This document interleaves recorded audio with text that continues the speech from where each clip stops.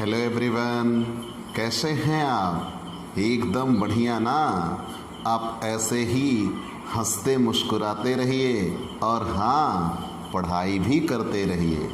प्यारे बच्चों, हमने आपके लिए इस विषम परिस्थिति क्यों? आज आप उस परिस्थिति में हैं कि घरों में रहना ही आपकी मजबूरी है। अभी सरकार ने अनलॉकडाउन 4 की एक गाइडलाइन जारी किया।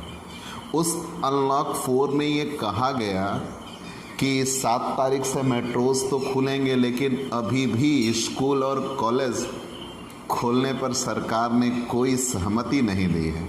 मतलब आने वाले 1 महीने तक फिर से आपको कहीं से भी कोई रिलैक्स मिलता नहीं दिख रहा। मतलब आप अब भी क्लासरूम पढ़ाई या ऑफलाइन पढ़ाई नहीं पाने वाले।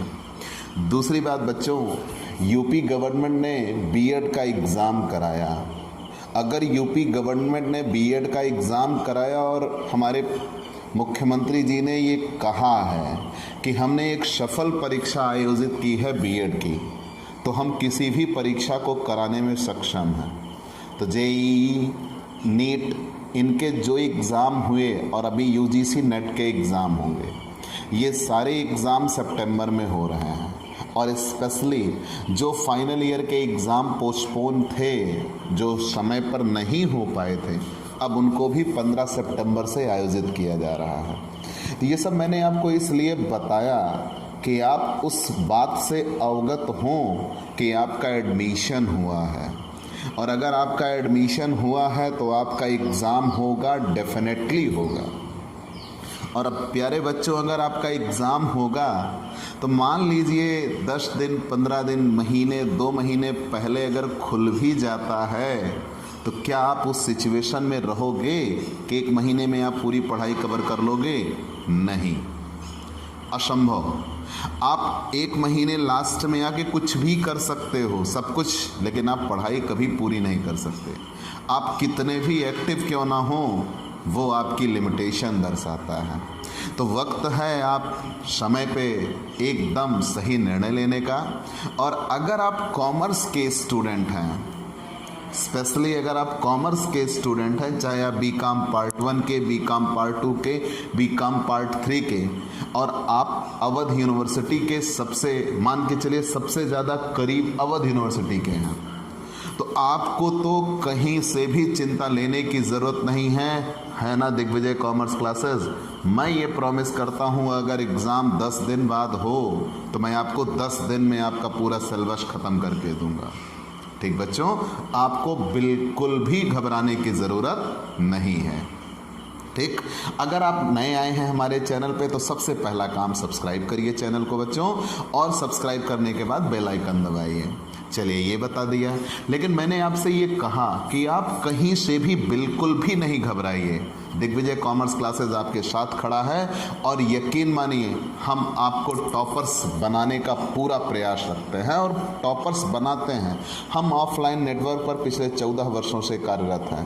पिछले 14 वर्षों से हमारा ये संस्थान चल रहा है और हमने हर साल टॉपर्स सुनिश्चित किया है। और इस वर्ष भी हम 90% से ज़्यादा स्कोर ला के रहेंगे। ठीक, और वो आपका होगा, बस आपका थोड़ा सा सहयोग और थोड़ा सा परिश्रम। ठीक बच्चों, तो आप अपनी ऑफलाइन पढ़ाई, क्लासरूम पढ़ाई बिल्कुल भूल जाइए।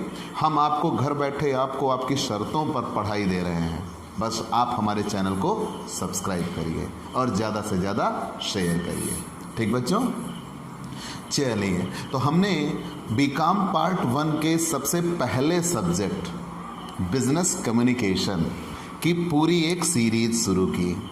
ध्यान देना बच्चों, हमने बीकॉम पार्ट 1 का पहला पार्ट, या यूं कह लीजिए पहली बुक, बिजनेस कम्युनिकेशन की पूरी एक सीरीज शुरू की, जिसमें हम टॉपिक बाय टॉपिक आपके लिए लेके आ रहे हैं। और चूंकि डॉक्टर राम मनोहर लोहिया अवध यूनिवर्सिटी में ये ऑब्जेक्टिव है तो हमारा फोकस ऑब्जेक्टिव एग्ज़ाम भी होगा।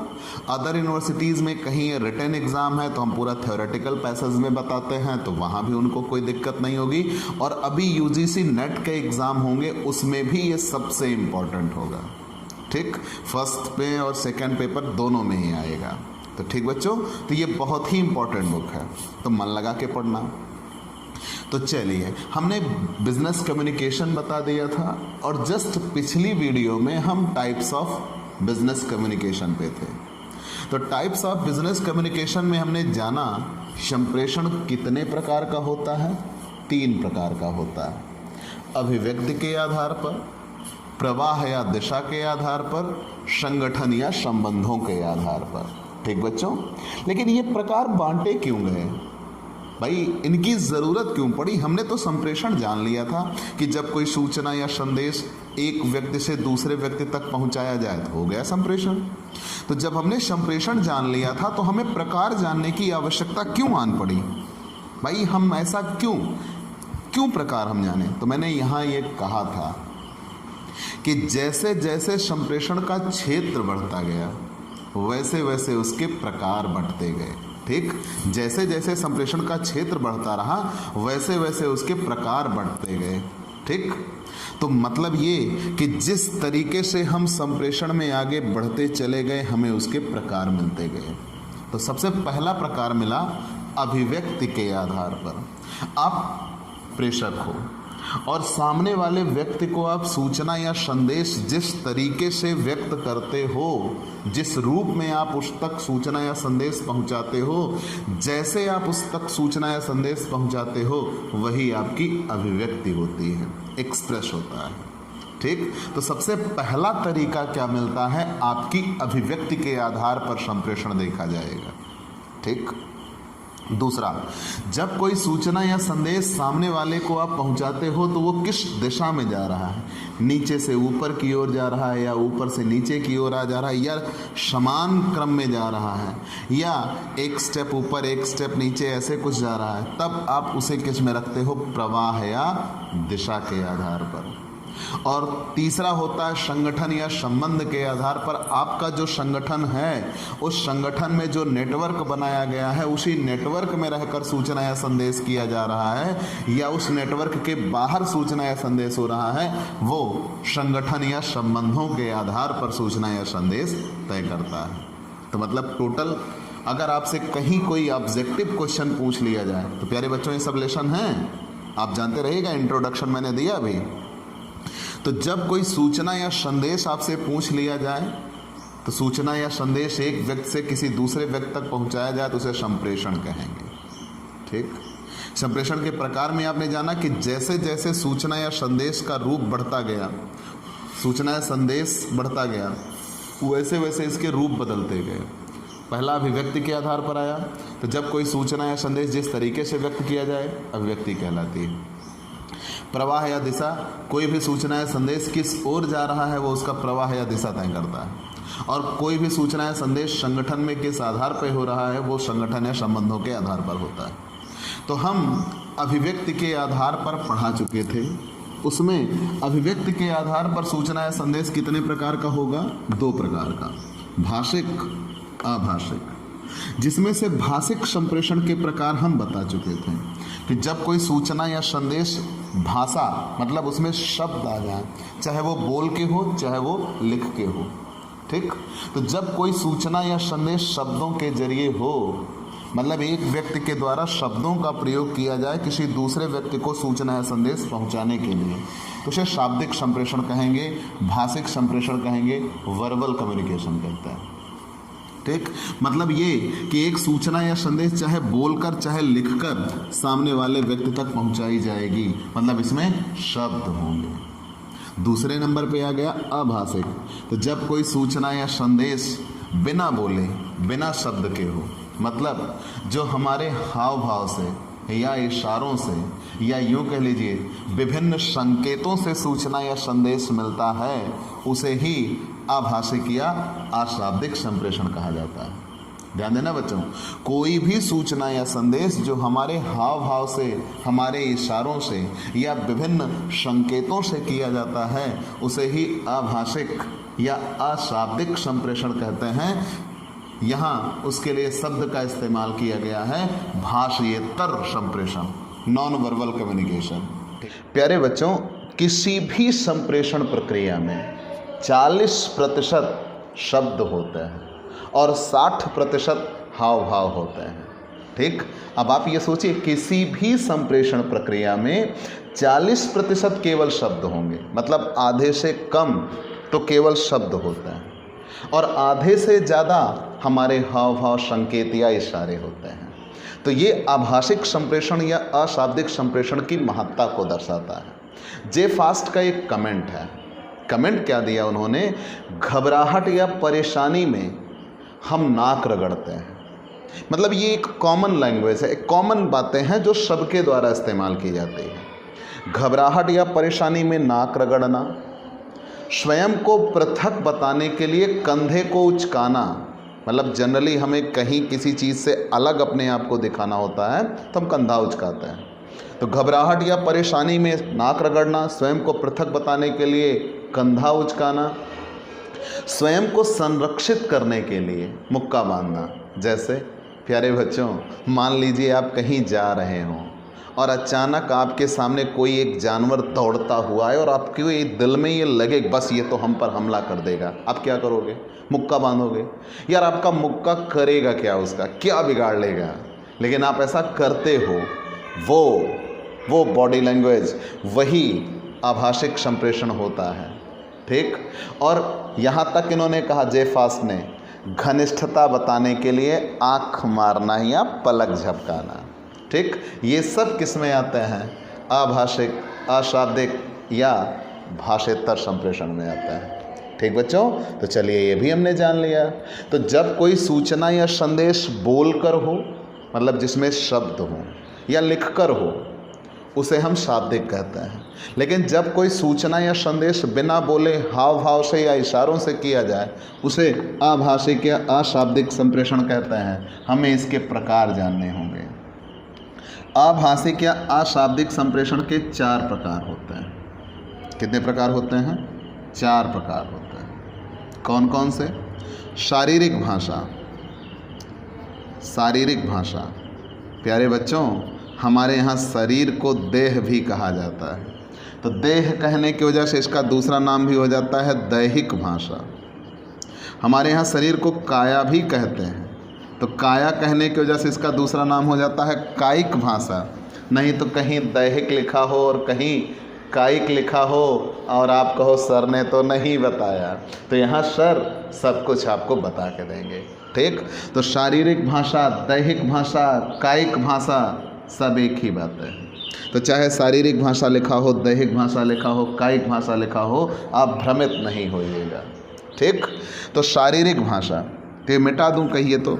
जी आप जान गए, मिटा देते हैं। शारीरिक भाषा। दूसरा होता है समीप्य भाषा। समीप्य भाषा, प्यारे बच्चों, इसके लिए काइनेसिक्स का भी इस्तेमाल किया जाता है। ये ऑब्जेक्टिव क्वेश्चन है, आप जानते रहिएगा कि शारीरिक भाषा को क्या कहा जाता है? काइनेसिक्स कहा जाता है। और समीप्य भाषा को क्या कहा जाता है? पर्सनल स्पेस लैंग्वेज कहा जाता है। क्या कहा जाता है? Personal space language. हालांकि इसकी इंग्लिश होती है बॉडी लैंग्वेज। अभी हम बताते हैं, आप जानते रहिए। शारीरिक भाषा, समीप्य भाषा, दूसरा प्रकार है प्रोक्सेमिक्स, भाषा प्रतिरूप,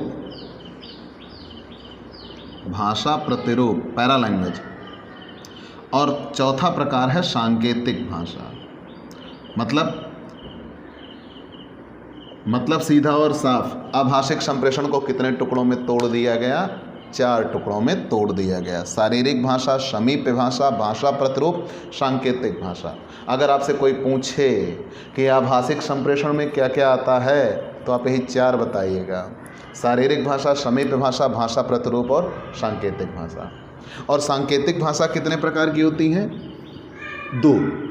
पहले आप ये जानते रहिए, जब कोई सूचना या संदेश संकेतों के माध्यम से किया जाए, जब कोई सूचना या संदेश संकेतों के माध्यम से किया जाए तो उसे सांकेतिक भाषा कहता है। ठीक, मतलब ये इसमें कोई शब्द नहीं होगा, इसमें मान के चलिए तरह तरह के संकेत का इस्तेमाल किया जाएगा, कोई भी भाषा नहीं होगी। तो जब कोई सूचना या संदेश विभिन्न संकेतों के माध्यम से किया जाए उसे सांकेतिक भाषा कहता है। और हम दिन प्रतिदिन ऐसे तरह तरह के संकेतों से अपने कह लीजिए दैनिक जीवन को आसान बनाता है। तो सांकेतिक भाषा कितने प्रकार की होंगी? 2। लेकिन ये कौन कौन से संकेत होते हैं? एक दृश्य संकेत और एक ध्वनि संकेत। सांकेतिक भाषा कितने प्रकार की होती है? 2। एक दृश्य संकेत होता है और एक ध्वनि संकेत होता है। दृश्य संकेत किसे कहते हैं और ध्वनि संकेत किसे कहते हैं, पहले आप ये जानिए। तो जब कोई सूचना या संदेश विभिन्न संकेतों के माध्यम से किया जाए उसे सांकेतिक भाषा कहेंगे। सांकेतिक भाषा भी कितने प्रकार की होंगी? 2 प्रकार की। सांकेतिक भाषा कितने प्रकार की होंगी? 2। दृश्य संकेत और ध्वनि संकेत। ध्वनि संकेत किसे कहते हैं? तो जब कोई सूचना या संदेश तरह तरह के अलार्म, घंटी, रिंगटोन कह लीजिए, हार्न, शायरन, इनसे किया जाए तब उसे आप क्या कहते हो? ध्वनि संकेत कहते हो। जैसे आप रास्ते में आगे जा रहे होते हैं और पीछे कोई गाड़ी वाला आता है, हॉर्न बजाता है, आप अपनी गाड़ी बगल कर लेते हो। क्यों बगल किया भाई? नहीं करिए। लेकिन पीछे उसने ये कहा कि भाई हमें आगे जाना है, उस हॉर्न को सुन के आप किनारे हो जाते हो। वो हॉर्न भी तो एक प्रकार का क्या था? ध्वनि संकेत था। चलो छोड़ो, और करीब उदाहरण आते हैं। आप पढ़ने जाते हो तो जब आप विद्यालय में पढ़ने जाते हो तो वहाँ आपको एक प्रकार की घंटी बजती है। तो जब वो बेल लगती है तो उस बेल का संदेश क्या होता है? हो गई छुट्टी। आप तो उसका इंतज़ार भी करते हो कब वो टन टन टन की आवाज़ आए और कब आप घरों की ओर दौड़ चलें। वो घंटी भी एक प्रकार का क्या थी? ध्वनि संकेत थी। चलो ये भी छोड़ो, आपके हाथ तक आता हूँ। आपके फ़ोन रिंग, मोबाइल फ़ोन में जब तक टोन नहीं बजती आप उस फ़ोन को देखते नहीं हो, रिसीव नहीं करते हो। क्यों? वो ध्वनि संकेत था, वो घंटी का बजना कि हाँ भाई है, कोई याद कर रहा है आपको। तो ये चीज़ें किस में आती हैं? ध्वनि संकेत। तो जो फायर अलार्म लगाए गए हैं, जो गाड़ियों में हॉर्न लगाए गए हैं, शायरन लगाए गए हैं जैसे एम्बुलेंस वगैरह में, वो सब किस में आते हैं? ध्वनि संकेत में आते हैं। खुशी में हम नगाड़े बजवाते हैं, वो भी तो एक प्रकार का ध्वनि संकेत होता है। तो कहने का मतलब यह है कि जब कोई सूचना या संदेश ध्वनि के माध्यम से किया जाए वो सांकेतिक भाषा का ध्वनि संकेत स्वरूप है। तो जब कोई सूचना या संदेश चित्रों के माध्यम से किया जाए, चिन्हों के माध्यम से किया जाए, जो हमें दिखाई दे, उसे हम दृश्य संकेत कहते हैं। जैसे दो हड्डी के बीच में फंसी हुई मुंडी, तुरंत आप कहते हो डेंजर, ठीक? वो खतरे का संकेत हुआ। आप रोड पे चल रहे होते हैं तो रोड पे कई कर्व मिल जाते हैं आपको, तो आप जान जाते हो हाँ भाई आगे मोड़ है। आपको अगर बैग टांगे हुए एक बच्चा दिख जाए तो आप कहोगे भाई सामने स्कूल है। अगर दौड़ता हुआ एक बच्चे की चित्र बना हुआ है तो आप कहोगे बगल में प्लेग्राउंड है। आपको 2 खड़ी पाइयाँ बीच में ऐसे ऐसे किया हुआ है तो आप जान जाते हो रेलवे क्रॉसिंग है। मतलब आपको संकेतों से ही आप रेड लाइट, येलो लाइट, इनसे भी आप सूचनाएं संदेश पाते हो। वो सब क्या हैं? दृश्य संकेत हैं, ठीक? सिगरेट जलती हुई रहेगी, क्रॉस बना रहेगा, नो स्मोकिंग का सिंबल हुआ। मतलब हम किसी भी सूचना या संदेश को संकेतों के माध्यम से प्राप्त करते हैं, वो दृश्य संकेत होता है, जिसमें रंगों से संकेत दिए जा सकते हैं। सोचिए, हमारे भारत देश में जितनी रेलवे गाड़ियां चलती हैं वो ग्रीन और रेड पे ही हैं। हरा दिखा दिया तो चल दी और लाल दिखा दिया तो रुक गई, ठीक? आपको कलर से कैसे संकेत मिलते हैं? लाल उत्तेजना का होता है, ये ऑब्जेक्टिव क्वेश्चन है, वेरी इंपॉर्टेंट है, आ सकता है। हरा स्फूर्ति का होता है, सफ़ेद शांति का होता है, ठीक? और नीला शीतलता के लिए होता है, काला शोक के लिए होता है, लाल उत्तेजना के लिए होता है, पीला प्रसन्नता के लिए होता है।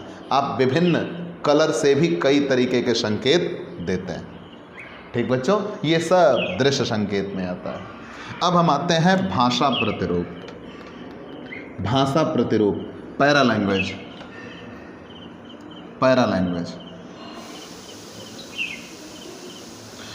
तो जब हमारे द्वारा, पैरा लैंग्वेज मतलब होता है के समान या भाषा प्रतिरूप, मतलब आप एक शब्द बोलिएगा, शब्द वही होगा लेकिन बोलने का तरीका, बोलने का ढंग बदलेगा और उसका अर्थ बदल जाएगा। कैसे? मैं आपको एग्जाम्पल देता हूँ। जैसे आप घर पे हो, डोरबेल बजी, आपने दरवाज़ा खोला, अरे तुम आ गए, तब क्या था?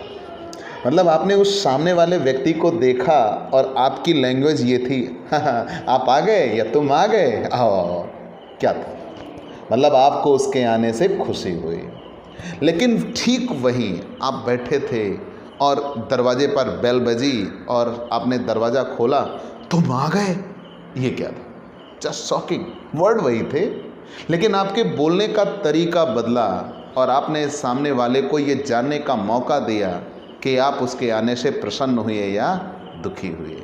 ठीक, वो भाषा प्रतिरूप है। मतलब शब्द एक हों, लेकिन उस शब्द की वजह से उसके अर्थ अलग अलग निकल के आ जाएं। बोलने के तो मतलब वो पिच बोला जाता, उतार चढ़ाव, आपकी आवाज़ या ध्वनियों में वो उतार चढ़ाव हो, उससे वो उनका सूचना या संदेश बदल जाए, तब उसे ही क्या कहते हैं? भाषा प्रतिरूप कहते हैं। जैसे मैं एक और उदाहरण देता हूँ। मैं, ध्यान देना, मैं एक अच्छा विद्यार्थी हूँ। तो यहाँ फोकस मेरा किस पर था? मैं पर। तो यहाँ मैं ये कहना चाह रहा हूँ कि मैं एक अच्छा विद्यार्थी हूँ, कोई दूसरा अच्छा विद्यार्थी नहीं है। फिर मैं ये कहूँ मैं एक अच्छा विद्यार्थी हूँ, तो जब मैंने अच्छा विद्यार्थी, अच्छे पर फोकस किया, तो यहाँ ये अर्थ निकल के आया कि मैं एक अच्छा विद्यार्थी हूँ, बुरा विद्यार्थी नहीं हूँ। फिर कहूँ मैं एक अच्छा विद्यार्थी हूँ, तो मैंने फोकस विद्यार्थी पे किया, तो मतलब ये कि मैं एक अच्छा विद्यार्थी हूँ, ना कि कोई खिलाड़ी। ठीक, ये भाषा प्रतिरूप है। मतलब ये पैरा लैंग्वेज मतलब क्या होता है? कि समान, मतलब आप कोई एक भाषा बोलते हो, शब्द वही होते हैं, लेकिन बोलने का तरीका दूसरा होगा, उससे अर्थ बदल जाएंगे। समीप्य भाषा किसे कहते हैं? प्रॉक्सिमिक्स। बोलने वाले और सुनने वाले दोनों के बीच की दूरी भी एक प्रकार का संप्रेषण करती है, उसे प्रॉक्सिमिक्स कहते हैं। ठीक, समीप्य भाषा कहते हैं, या इसे पर्सनल स्पेस लैंग्वेज कहा जाता है। इसको 3 टुकड़ों में बांट दिया जाता है, तब आपको समझने में ज़्यादा आसानी होगी। तो जब कोई सूचना या संदेश जिस व्यक्ति से किया जाए, बोलने वाले और सुनने वाले दोनों के बीच में दूरी हो, उस दूरी से एक प्रकार का सूचना या संदेश आपको मिले, वो क्या कहलाएगा? समीप्य भाषा कहलाएगी। कैसे? ध्यान देना, मैंने ये कहा कि आपसे इतना ही इसमें जाना जाएगा कि आभाषिक संप्रेषण में कौन कौन आते हैं, तो आप बता देंगे 4। क्वेश्चन में आप बता देंगे आभाषिक संप्रेषण में कौन कौन आते हैं? 4। सांकेतिक भाषा, भाषा प्रतिरूप, समीप्य भाषा, शारीरिक भाषा। समीप्य भाषा प्रॉक्सिमिक्स, समीप्य भाषा को स्थान या इसे अंतर्भाषा कह लीजिए, अंतर्भाषा। दूसरा होता है समय भाषा, और तीसरा होता है परिवेश। मतलब इसको कितने टुकड़ों में तोड़ा गया है? 3।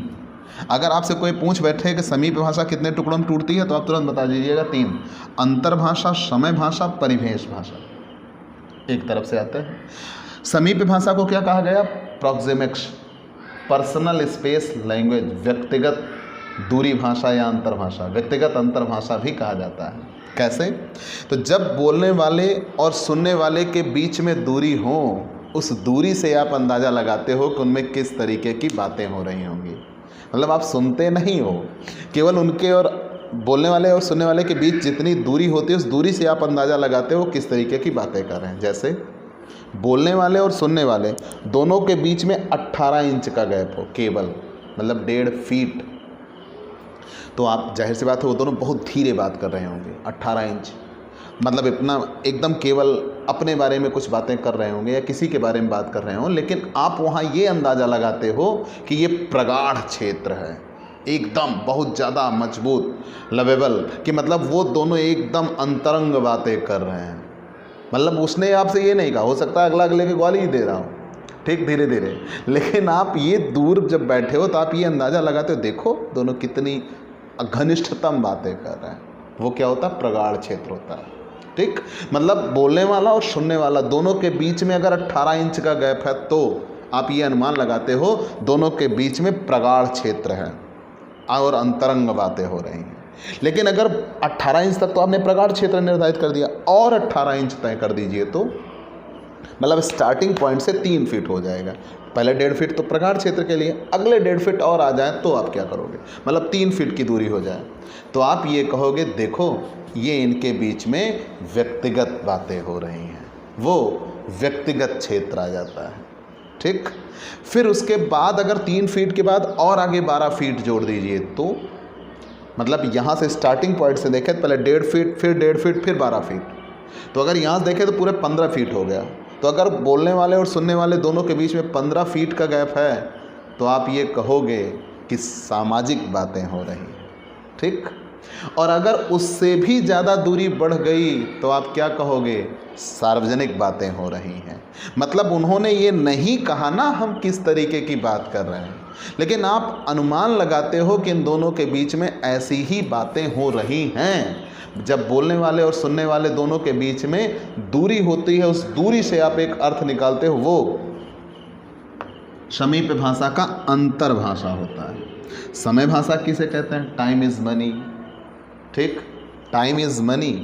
यहाँ ये कहा गया है कि समय ही धन होता है, समय भाषा के रूप में परिभाषित किया जाता है और समय के आधार पर कोई सूचना या संदेश दिया जाता है, तो वहाँ समय भाषा कहते हैं।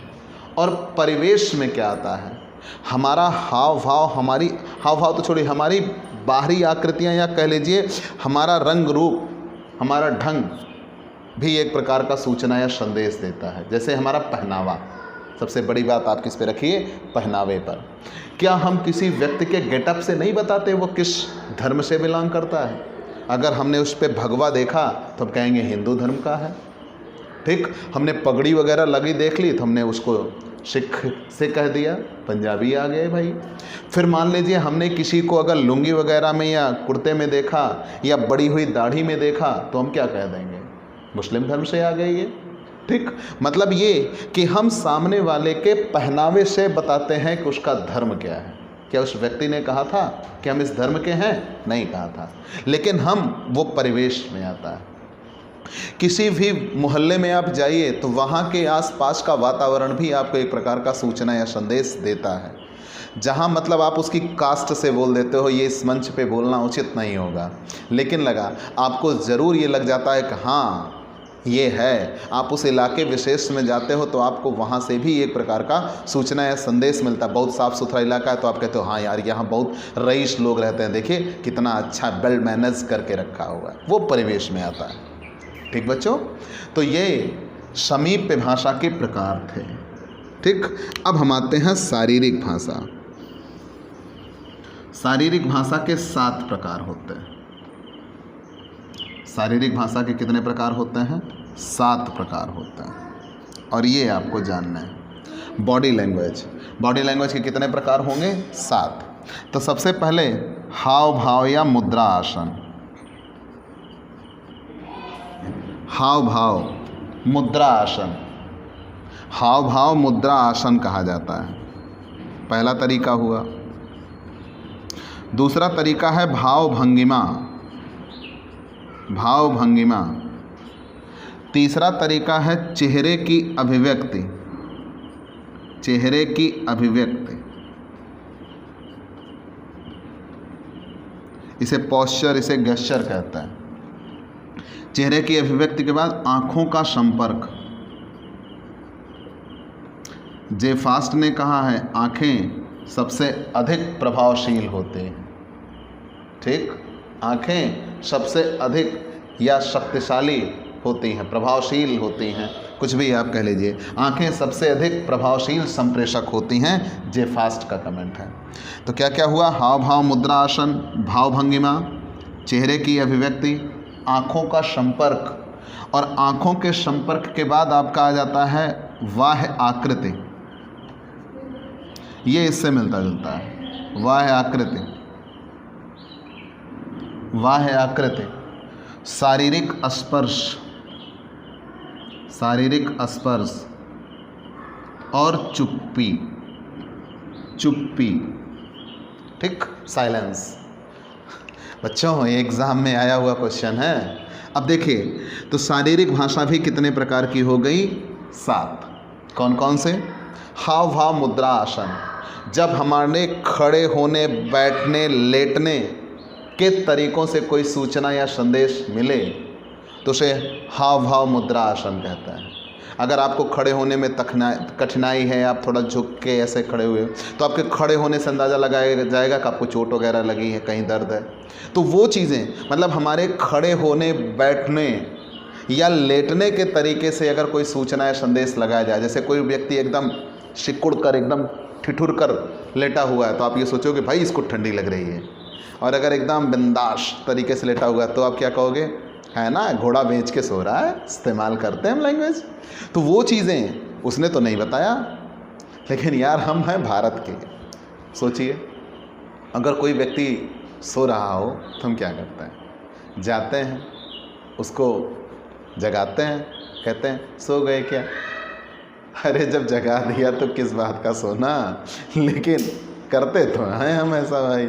चलिए छोड़िए, तो यहाँ पे आते हैं हाव भाव मुद्रा आसन। जब किसी व्यक्ति को उसके खड़े होने, उठने, बैठने से संबंधित अगर हम कोई सूचना या संदेश पाते हैं, खड़े होने, बैठने, लेटने से अगर कोई सूचना या संदेश देता है तो वो हाव भाव मुद्रा आसन होता है। जैसे एक उदाहरण आपको देता हूँ कि अगर कोई व्यक्ति आपको पढ़ा रहा है और आप सामने की ओर, आगे की ओर झुक कर बैठे हो, जैसे अभी आप बैठे हो, अगर आप आगे की ओर झुक कर बैठे हो तो ये कहा जाएगा आप उसके द्वारा दिए जाने वाले संप्रेषण में या किए जाने वाले ज्ञान में आप रुचि ले रहे हो। और अगर नहीं तो आप सही तरीके से पढ़ाई नहीं कर रहे हो। ठीक, ये खुद से आप पहचान लेना। ठीक है बच्चों, तो वो हाव भाव या मुद्रा आसन होता है। फिर हम आते हैं भाव भंगिमा। हमारे हाथ, पैर, इन सब से, या कह लीजिए आप चेहरा भी इसमें शामिल कर सकते हो, लेकिन चेहरा तो स्पेशली आप इसमें शामिल करोगे।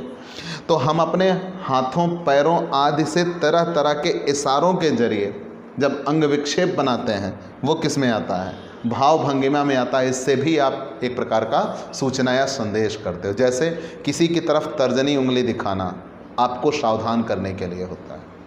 ठीक, शांति के लिए होता है। ठीक, ओके। लेकिन अब यहाँ दो बातें होती हैं बच्चों, ये संस्कृतियाँ भी इस पर असर डालती हैं। कुछ संस्कृतियाँ ऐसी होंगी जहाँ इसका अर्थ दूसरा होगा और किसी संस्कृत में अर्थ दूसरा होगा। कहीं कहीं से गाली के रूप में भी इस्तेमाल करते हैं। अमेरिका में इसे कहते हैं your work is done absolutely correct, okay. लेकिन यही चीज़ फ्रांस में कहा जाता है योर वर्थ ज़ीरो। अब अगर वो फ्रांस का आया तो आपको आप किसी को कैसे दिखा दीजिए, कह देगा ये जीरो कह रहा है यार। ठीक, और अगर आप अमेरिका में दिखाते हो, डन, एब्सोल्युटली करेक्ट, डन।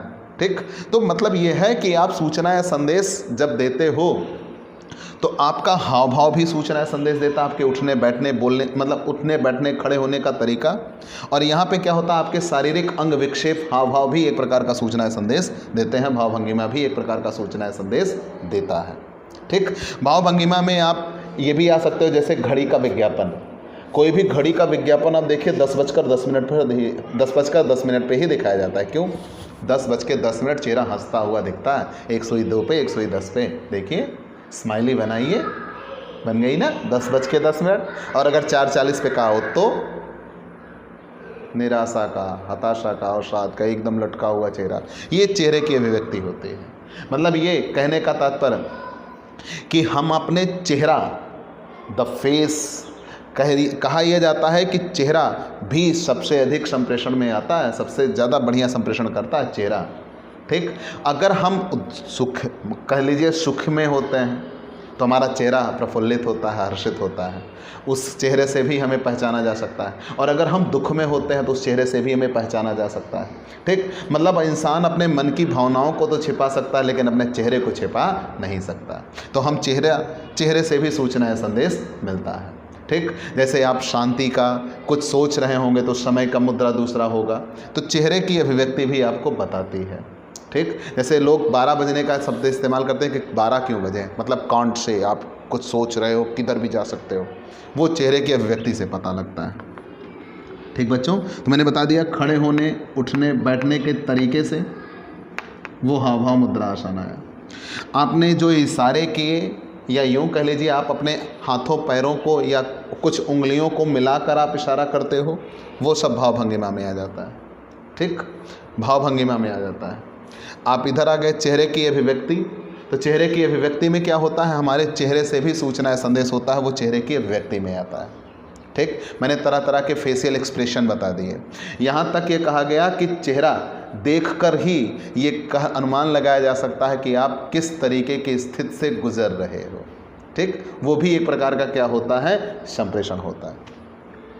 आँखों का संपर्क, तो जे फास्ट ने तो भैया कहा ही है कि आँखें सबसे अधिक प्रभावशाली संप्रेषक होती हैं, कि इस पूरे जग में आँखों से बेस्ट संप्रेषण कोई नहीं कर सकता, ना इनसे इफेक्टिव कोई संप्रेषण कर सकता, ये हम भी मानते हैं। ठीक, आप आँखें सबसे पहले रिएक्ट करती हैं और सबसे बेहतर रिएक्ट करती हैं। ठीक, आप भाई एक आँख एक तरफ मुड़ती है, दूसरी अपने आप मुड़ जाती है, आप उसको रोक नहीं सकते। आँखों में या आँखों के द्वारा किया गया संप्रेषण सबसे अधिक होता है। घनिष्ठता या संबंध बताने के लिए भी हम आँख मारना या पलक झपकाने का इस्तेमाल करते हैं, ये आँखों का संपर्क होता है, आई कॉन्टैक्ट। ठीक, आप किसी भी व्यक्ति से अगर वो गलत कार्य करके आता होगा तो वो आई कॉन्टैक्ट उसका नीचे हो जाता है, वो आँखों का संपर्क होता है। बाह्य आकृति क्या होती है, मैंने अभी कहा था ये हमारे परिवेश से मिलता होगा। जैसे किसी व्यक्ति के, भाई कमेंट दिल पे मत लेना, हमारे गाँवों में इस्तेमाल किया जाता है, अगर किसी व्यक्ति के लंबे लंबे बाल हैं तो कहते हैं देखा नचनिया आ बाबा।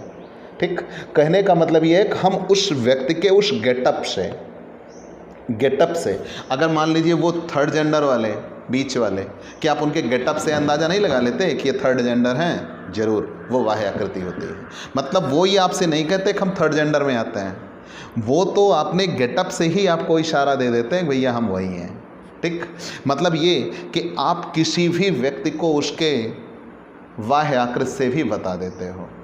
बाह्य आकृतियों में और क्या है, हमारा पहनावा, हमारा कह लीजिए रहन सहन ढंग भी हमारे बारे में एक सूचना या संदेश देता है, वो बाह्य आकृति में आती है। शारीरिक स्पर्श किसे कहते हैं, विभिन्न तरीके से छूना, छूकर इशारा, जैसे किसी के बगल में आप बैठे हो, वो कुछ बोल रहा है और आप तुरंत उसके पैर को पकड़ के दबा रहे हो, उसका अर्थ क्या निकला, आप उसको बोलने से मना कर रहे हो। मतलब ये कि कोई भी व्यक्ति आप उसका शारीरिक स्पर्श भी एक प्रकार का सूचना या संदेश देता है। लेकिन यहाँ मैं कुछ बातें जोड़ना चाहूँगा बच्चों, हमारे ये हर एक फैमिली मेम्बर को चाहिए कि वो अपने बच्चों को, छोटे बच्चों को गुड टच या बैड टच के बारे में बताएं, उनको उससे संदेश मिले बच्चों को कि बेटा गुड टच क्या होता है और बैड टच क्या होता है। हमारे देश में बहुत ऐसे क्राइम हो रहे हैं भाई, तो गुड टच और बैड टच अगर बच्चों को पता होगा तो शायद वो इसके शिकार होने से बचेंगे। क्यों, जैसे माता पिता को ये चाहिए कि अपने बच्चों को ये बताएं, छोटे बेबी को ये बताएं कि बेटा इन अंगों को छूना, जैसे गाल को पकड़ना या किस करना, अगर माता पिता के द्वारा ये किया जा रहा है, बड़े भाई बड़ी बहन के द्वारा ये किया जा रहा है, ठीक, बड़े भाई या बड़ी बहन के द्वारा ये किया जा रहा है, तो किस में आता है, शारीरिक स्पर्श के गुड टच में आता है। लेकिन यही काम किसी ऐसे व्यक्ति के द्वारा किया गया जिसे हम जानते पहचानते नहीं हैं और एक अनजान कैरेक्टर है, तो वो बैड टच में आता है। तो आपको ये बताना होगा कि शरीर के किस अंग को छूना गुड टच है और किस अंग को छूना बैड टच है। ठीक बच्चों, और साइलेंस, चुप्पी क्या होती है, अगर चुप रहना भी एक प्रकार का संप्रेषण होता है। अब तो आप सोचोगे हद हो गई भाई, अभी तक बोला, बोल के संप्रेषण किया, भाषिक हुआ, चलो नहीं बोला, इशारों में संप्रेषण किया, अभाषिक हुआ, अब तो हम चुप हैं यार, अब किस प्रकार का संप्रेषण। तो अगर हम चुप हैं तो वो भी अभाषिक में आता है। जैसे किसी व्यक्ति के बगल में आप बैठे हो और वो कोई व्यक्ति कह रहा है और आप कुछ नहीं बोल रहे हो, मतलब आप उसकी बात का समर्थन करते हो, तो आपका चुप रह जाना भी एक प्रकार का क्या होता है, संप्रेषण होता है। तो ये एग्जाम में आया हुआ क्वेश्चन है, चुप्पी किससे संबंधित है, शारीरिक भाषा से। या आप कह सकते हो चुप्पी किससे संबंधित है, आभाषिक संप्रेषण से। या आप कह सकते हो चुप्पी किससे संबंधित है, भाषिक संप्रेषण से। तो प्यारे बच्चों, ये जाके अभिव्यक्ति के आधार पर संप्रेषण पूरा हुआ। अभी आपको प्रवाह या दिशा के आधार पर पढ़ना है और संगठन के आधार पर पढ़ना है। तो आपको हमारी क्लास कैसी लगी ये हमें ज़रूर बताइएगा, आपके लाइक और कमेंट का इंतज़ार रहेगा। और हाँ, अगली क्लास में हम आपको प्रवाह या दिशा के आधार पर संप्रेषण पढ़ाएंगे। प्यारे बच्चों, आपसे हम ये ज़रूर कहना चाहेंगे कि आप हमसे पेड क्लास लीजिए, क्योंकि ये सारी बातें भैया बच्चों आप ये मान के चलिए, आप कॉमर्स के स्टूडेंट हो तो हम सारी चीज़ें यूट्यूब पे पब्लिक नहीं कर सकते। अगर आपको हमारी ये क्लासेस पसंद आ रही हैं तो आप हमसे पेड क्लास लीजिए। पेड क्लास में आपको रेगुलर वीडियोज़ मिलेंगे और आपका सारा सिलेबस आपकी शर्तों पर आपके अनुसार पूरा होगा। ठीक, ये हमारा वायदा है और हम आपको टॉपर्स होना सुनिश्चित करते हैं। ठीक बच्चों, आपकी सारी पढ़ाई एकदम बिंदास तरीके से पूरी की जाएगी। आप कहीं से भी किसी भी टॉपिक को मिस नहीं करेंगे और हमने पिछले 14 वर्षों से लगातार टॉपर दिया है और इस वर्ष भी हम टॉपर्स देना सुनिश्चित करते हैं। ठीक बच्चों, और आप हमसे पेड क्लास ज़रूर लीजिए जिसमें आप थोड़े से शुल्क का भुगतान करके आप अपनी पढ़ाई को सुचारू रूप से चला सकते हैं। चलिए, तो आज के लिए इतना ही। हम आपसे अगले दिन अगले वीडियो में पुनः मिलेंगे।